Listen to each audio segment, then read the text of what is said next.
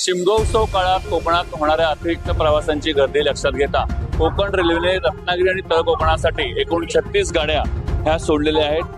Railway प्रशासनाने Madgaon, Lokmanya Tilak terminus, LTT आणि चिपळूण दिवा दरम्यान विशेष रेल्वे गाड्या सोडण्याचा निर्णय आता घेतलेला आहे.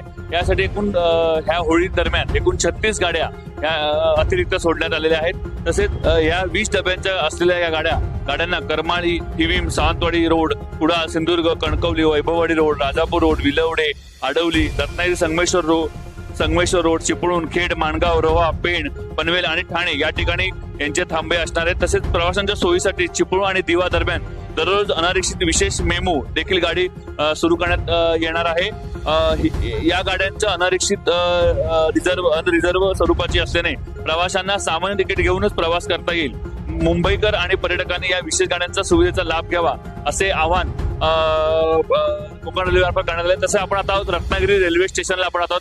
या ठिकाणी आलेल्या जनशताब्दी गाडीमधून देखील मोठ्या प्रमाणात चाकरमानी आता कोकणात दाखल झाले आपण बघत आहोत की होळी हा सण कोकणवासियांसाठी महत्वाचा सण मानला जातो आणि तसेच कामानिमित्त मुंबईकर जे कोकणामध्ये मुंबईकर जे कोकणातील मुंबईत जाऊन जे व्यवसायासाठी किंवा नोकरीसाठी मुंबईत आहेत ते आता होळीसाठी कोकणात दाखल व्हायला सुरुवात झालेली आपण बघत आहोत. Tanmay Date, LS Marathi news, Ratnagiri.